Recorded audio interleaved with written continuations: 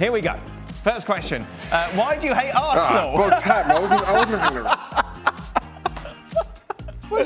We've spent the last God knows how many hours talking about nice things about Arsenal. We've spent the last 2.5 hours, or whenever this broadcast started and is still going, talking about the positivity around Arsenal and Pierre-Emerick Aubameyang and I am always amazed. Well, I shouldn't really be amazed how fans just think everybody hates their team.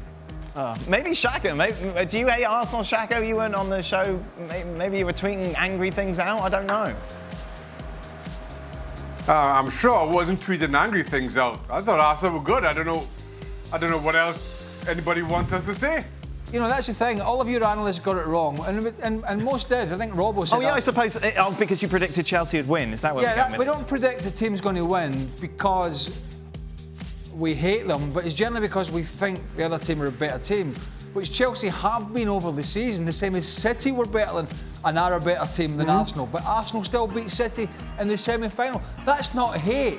Sometimes results happen. Well, let's move on from the subject, shall we? Have you got the questions now? I do have the questions. I much preferred when you were reading them off the screen. ESPN FC pundits got their predictions wrong again. That's 66 wrong ones. Has Craig Burley gone into hiding? No. I did give you a chance to change your mind at half-time. You're asking the man that never changes his mind. Well, yes, exactly. Yeah, stubborn. Craig's too stubborn for that. He is extraordinarily stubborn. To be fair, you know, I think if you'd asked most pundits about Arsenal beating City and Arsenal beating Chelsea, almost all of them to a man would have been wrong.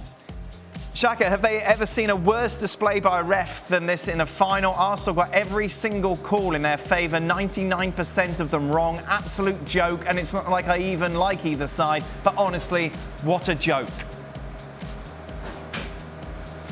Yeah, listen, the refereeing wasn't good, and you can point at a couple of the calls, the foul, and the build-up to the second goal, the Kovacic red card. But that aside, Arsenal were the better of the two teams.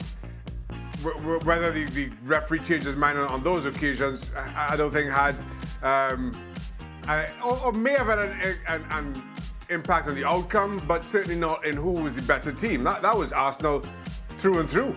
If they extend Twitter, the amount of characters you could have, you have the whole of Shaka's face covered with a question at some stage. Shaka, looking at it, should Bellerin have been given that foul in the build-up to the Aubameyang game? Should VAR have looked at that? Well, they did look at it. Should they have overturned it? Yeah, I think VAR should have had a look at it and should have overturned it on the replay. I will admit, looking at it in real time, I didn't think it was a foul. I thought, as much as Christensen got there just ahead of him, it was one of those that you're allowed to play on. But if you're looking at that at a replay in the VAR booth, you call that back. So I think VAR got that wrong, but I don't apportion any blame to the referee on the field. How would you have reacted as a coach if you're a Chelsea manager looking at all those fouls given by Anthony Taylor? Well, I think Frank Lampard summed it up perfectly in his interview. He said, I can look at the referee, but I prefer to look at my team. So any coach would be frustrated. I mean, he mentioned it. He said, look, it wasn't a second yellow for a sending off and we had the injuries and, you know, but actually, interestingly, Lampard himself never mentioned the Bellerin challenge. No. In his interview, he didn't bring that up. But it's because he's not anti-Arsenal like you are. I think he's more frustrated with. Yeah, he won't be inviting Anthony Taylor around for dinner tonight. No. But I think he's more frustrated with his own players than he is with the referee for allowing that scenario to happen, where they were behind, where they were under pressure and decisions started to go against them, instead of outplaying Arsenal, and then it wouldn't have mattered. This isn't a question, but I'm going to ask it. I'm not doing it in an idiotic way. Don't do it in a normal way. No, I'm just interested because both of you lost FA Cup finals. Yes.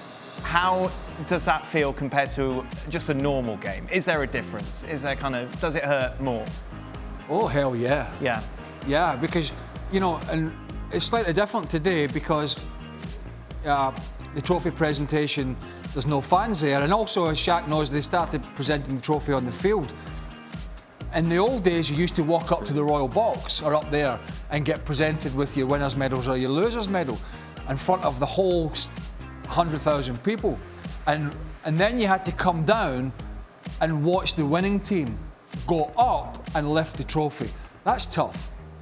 I mean, you don't have to do that after a normal game. You go in the bar, say, right, we'll get 3 points next week. Right. We'll sort this out. Yeah. You can't, after the FA Cup final, and say, we'll sort it out, but it'll be a year's time. I mean, it's tough. And Shaka, you lost it, of course, in that cruelest of way as well with that late Gerrard goal. Yeah, thanks for continually reminding me, Dan. No, I didn't mean to. I'm just interested. Yes, you did. Yes, you know exactly what you're doing. But as you also pointed out in the show, I knew that was going to be my last game in English football. I'd started having some talks with FC Dallas about moving there. At the same time, West Ham were messing me about on a new contract, so I kind of knew that that was going to be my last game. So it made it an especially bitter pill to swallow. Is that why you let that goal in, Shaq? Because West Ham were not giving you the money that you wanted, so you. It's an exclusive. So you went down in stages like the Tin Man from the Wizard of Oz. I was not asking for a raise of any sort. Nothing. West Ham contractually was supposed to offer me another year, and they were stalling. Shaq, watching that dive for Gerrard, you went down in 36 equal instalments. you watch it in slow motion. You watch it in front of the VAR camera. That's different. Craig, where does Aubameyang rank amongst the best strikers in the world? He's up there at the moment, isn't he? I mean, he's Lewandowski, Aguero, Kane, Aubameyang. Missing anybody out? Well, you'd have Benzema probably. Benzema. I wouldn't consider anti-Madrid. I wouldn't consider anti-Madrid ways. I wouldn't consider Messi or Ronaldo an out-and-out striker. So I would say, top 5. Top 5. Apparently, I've been told to address your AC, Shaka. Is it on? I can hear it. Yeah. He's just given up. Let me turn it off. How many do you want me to turn it off? He does this every show. He's like a kid. You're like a kid, like one of my 6-year-olds. It's hot. Nia, can you turn off the AC, please? I'm sending my daughter to turn the He's making. AC during off, this during this pandemic when we've been working from home. This is you, Dan. It's not me. I was told that your AC was on. During this you're the only one who makes me turn it off. Yeah, well, you're the only one. Steph never makes me turn it off. You've made Stevie Nicol look like a genius during this. Yeah, you had issues. Yeah, but those issues early doors with the internet were just Shaka thinking, I can't be bothered to do this. Yes. Fell asleep during extra time once. You fell asleep during extra time. That was your fault. Shaka. Well, not during extra time. Sorry, before extra time. Shaka, were you ever benched for a substitute goalkeeper? If so, how difficult was it to get yourself back into the starting lineup? If I was ever benched, what? Like the Kepa Willie scenario. Yeah. I remember getting left out, sitting Kenny Dalglish, bringing Shea Given in. I just changed clubs. That's the easiest solution. Just get a new club. But Shea Given wasn't a number 2 goalkeeper. Really, he was a really good goalkeeper. Well, he's a number 2, isn't he? Oh no, she was an outstanding number 1. She was an outstanding goalkeeper. He would have saved that Gerrard shot. Telling you. Mind you, he was... And he'd have AC. Yeah, and if he was doing an interview now, he would have his air conditioning rattling in the background. Will the crew now give some respect, Shaka, to Sir David Luiz? Oh yeah, we give David Luiz a lot of respect until David Luiz does something boneheaded yet again. And you know that's coming. You know it's coming. Okay, we've got a little time now before the start of the new season. But I give him 3 games before he does something totally boneheaded to have us criticising him again. But listen, in some scenario, not that he's a bad player, because we talked about him before the game, and Olivier Giroud, he's got lots of things he's going to offer, but he's a perfect scenario for David Luiz, really, because he's not going to run away. He's not going to give him the headache of running in. He hates the Agueros and Jesus and Raheem Sterling and Mo Salahs, all these really quick Sadio Mane, guys that get in the channel and behind him, because he's got to make a decision. When he's got somebody posted up in front of him, like Giroud, he can use his physical strength, and that's what he did.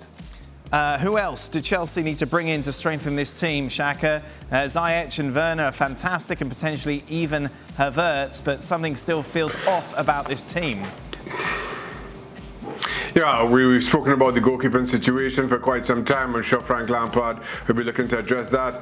And defensively, I just feel as much as you can blame Kepa during the course of the season, there's any number of occasions, again, that defensively, Chelsea just find themselves wanting.